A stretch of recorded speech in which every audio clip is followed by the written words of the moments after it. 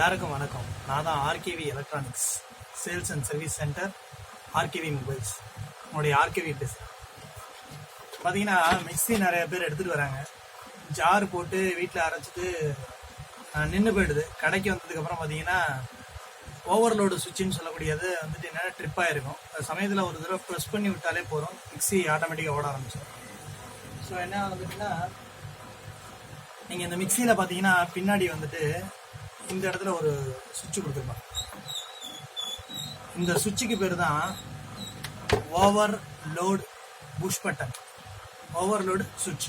இது வந்து மோட்டரில் வந்து சுவிட்சை வந்து சீரியஸில் கனெக்ஷன் பண்ணியிருப்பாங்க. சீரியஸில் கனெக்ஷன் பண்ணும்போது என்ன ஆகும்னா, மோட்டருக்கு போகிற சப்ளையை வந்துட்டு இது வந்துட்டு கட் ஆஃப் பண்ணும்.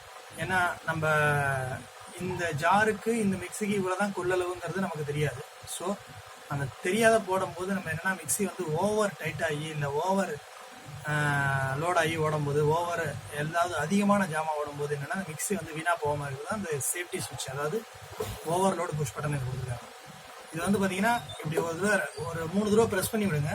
ப்ரெஸ் பண்ணி விட்டால் ரிலீஃப் ஆகிடும். நல்லா இருந்ததுன்னா மிக்சி வந்து நீங்கள் சொருகி பார்த்தீங்கன்னா ஓட ஆரம்பிச்சிடும். அப்படி இல்லாட்டி போனால் இங்கே இருக்கக்கூடிய அந்த ஸ்க்ரூஸ்லாம் ஓப்பன் பண்ணுங்க. எல்லா ஸ்க்ரூஸையும் ஓப்பன் பண்ணிவிட்டு இதை பின்னாடி திருப்பி பார்த்தீங்கன்னா சுவிட்ச் இருக்கும். அதில் 2 டெர்மினல் சொல்லியிருக்கும். அதை எப்படி வேணாலும் நம்ம மாற்றி சொல்லிக்கலாம்.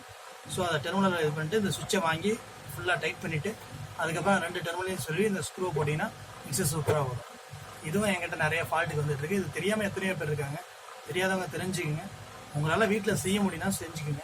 இல்லாட்டி போனால் இந்த மாதிரி மெக்கானிக் கடை, எலக்ட்ரிக்கல் கடையில் போயிட்டு செஞ்சுங்க. ஸோ கரண்ட்டு பார்த்து செய்யணும். ஏன்னா ஃபுல் ஏசி சப்ளை இதில் வரும். ஷேக் அடிச்சிட போகுது.